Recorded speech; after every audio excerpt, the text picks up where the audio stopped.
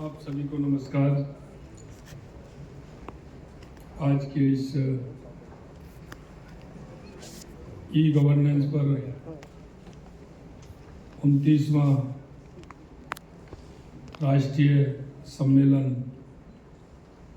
के इस उद्घाटन सत्र में मंच पर विराजमान कैबिनेट के मेरे साथी, सूचना एवं प्रौद्योगिकी एवं संचार विभाग राजस्थान, कर्नल राज्यवर्धन सिंह जी,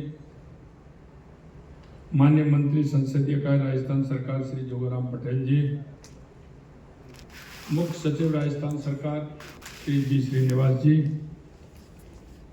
सचिव इलेक्ट्रॉनिक्स एवं सूचना प्रौद्योगिकी मंत्रालय भारत सरकार श्री एस कृष्णन जी, सचिव प्रशासनिक सुधार एवं लोक शिकायत विभाग भारत सरकार श्रीमती निमिता शुक्ला वर्मा जी, सचिव सूचना प्रौद्योगिकी एवं संचार विभाग राजस्थान डॉक्टर रवि सुरपुर जी, इस कार्यक्रम में आए सम्मानित सभी अतिथिगण, सभी जनप्रतिनिधिगण, अधिकारीगण, तकनीकी विशेषज्ञ, उद्योग जगत के प्रतिनिधि, स्टार्टअप समुदाय के सदस्य, सभी उपस्थित देवी और सज्जनों, सबसे पहले तो मैं आप सभी का राजस्थान की इस वीर भूमि पर हार्दिक स्वागत करता हूं। आप सभी का मैं अभिनंदन करता हूं।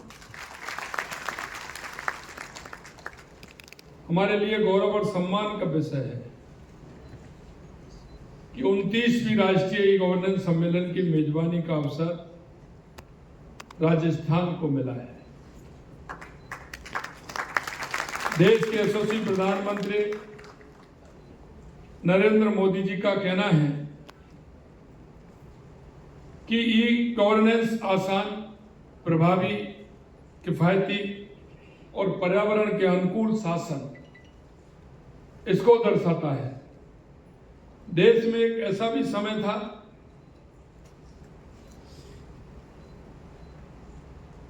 कि जब कई लोग इस बात को कहते थे,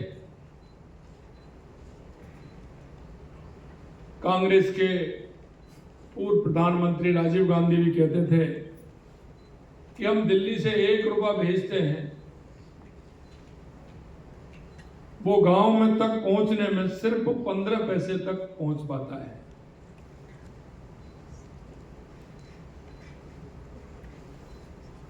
आप समझ सकते हैं कि इससे कितनी बड़ी क्रांति आई है कि आज हम किसी भी योजना के अंदर जितना पैसा डालते हैं वो पूरा का पूरा पैसा उस गरीब व्यक्ति को पहुंचता है। मुझे पता नहीं कि उन 85 पैसे पर पंजा कौन मारता था, पंजा मारता था कि नहीं मारता था? उन 85 पैसों पर पंजा कौन मारता है ये सबको पता है। आप सोचिए तब की सरकार कितनी लाचार थी। मित्रों, मैं एक बात और आपसे कहूंगा, 2014 के बाद देश के यशस्वी प्रधानमंत्री नरेंद्र मोदी जी ने बनते ही तकनीकी का प्रभावी उपयोग कर उसे जो कहावत थी हमेशा के लिए समाप्त कर दिया, क्योंकि अब पंजे मारने की गुंजाइश बिल्कुल नहीं है। उसे समाप्त कर दिया। जनधन, आधार और मोबाइल के जरिए उन्होंने बिचौलियों के दखल की व्यवस्था को खत्म कर दिया। डीबीटी के माध्यम से उन्होंने यह सुनिश्चित किया कि सरकार की हर योजना का लाभ सीधे लाभार्थी के खाते में पहुंचे। डिजिटल इंडिया जैसी पहल कर तकनीकी को आर्थिक विकास का साधन बनाया। यूपीआई की शुरुआत कर लेन देन को अत्यधिक आसान बनाया। और आपने देखा होगा शुरुआत में जब यूपीआई की बात करते थे लोग मजाक उड़ाते थे कि गरीब व्यक्ति कैसे लेगा यूपीआई। आपने कैसे कर दिया इसको?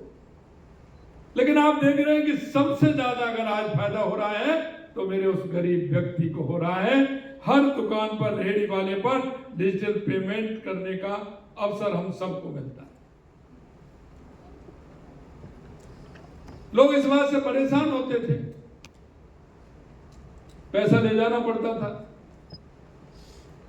दुकानदार को चिंता और होती थी, रेहड़ी वाले को भी चिंता रहती थी, छोटे दुकानदारों को चिंता रहती थी कि दिन भर का उनका जो पैसा एकत्रित होता था, सामान बेचता था, कहीं पर सुरक्षित जल्दी पहुंच जाए तो वो ठीक है।